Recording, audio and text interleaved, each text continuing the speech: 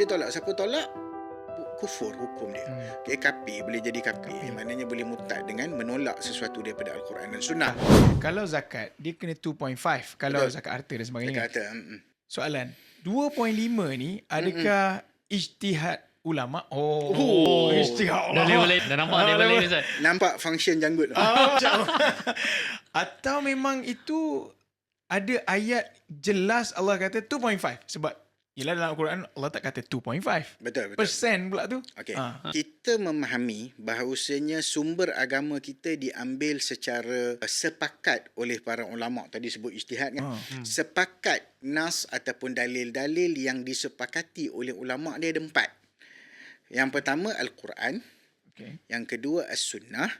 Yang ketiga ijma', iaitu konsensus para ulama dalam menyatakan satu-satu hukum dalam masalah dan sebagainya. Dan yang kelima qiyas ataupun kita sebut analogi lah. Okey, analogi ni maksudnya kita mengkiaskan hukum baru kepada hukum lama yang mempunyai persamaan dari sudut sebab dan juga perkara-perkara yang ada kesamaan ataupun keserupaan dari sudut masalah. Quran, Sunnah, ijma', qiyas ini sepakat, tak ada ulama yang tolak. Tak ada siapa-siapa yang tolak. Maksudnya datang saja daripada 4-4 ni, ini kira solid lah. Solid evidence. Bukan sahaja dalam Quran, bahkan Imam Syafi'i sebut Al-Quran dengan Sunnah ni dia duduk dalam rutbah ataupun dalam level yang sama. Maknanya kalau Quran tidak boleh Quran sahaja, dia mesti digandingkan dengan Sunnah. Maksudnya memang dua-dua ni dia punya strength dia, sebab Allah Ta'ala menyifatkan Nabi SAW ni tidak bercakap daripada hawa nafsu. Wa ma yantiqu anil hawa in huwa illa wahyun yuha.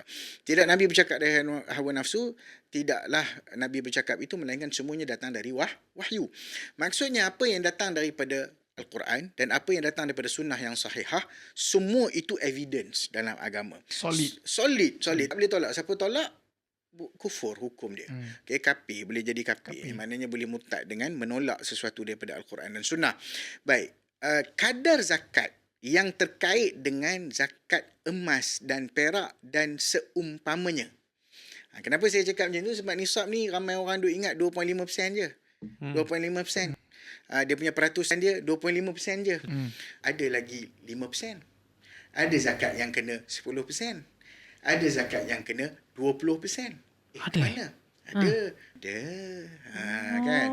Ada zakat yang kena, dia bukan kira persen. Dia kira keluar dalam bentuk kepala binatang. So dia ada level lain harta, lain dia punya kadarnya. Lain harta juga, lain nisabnya.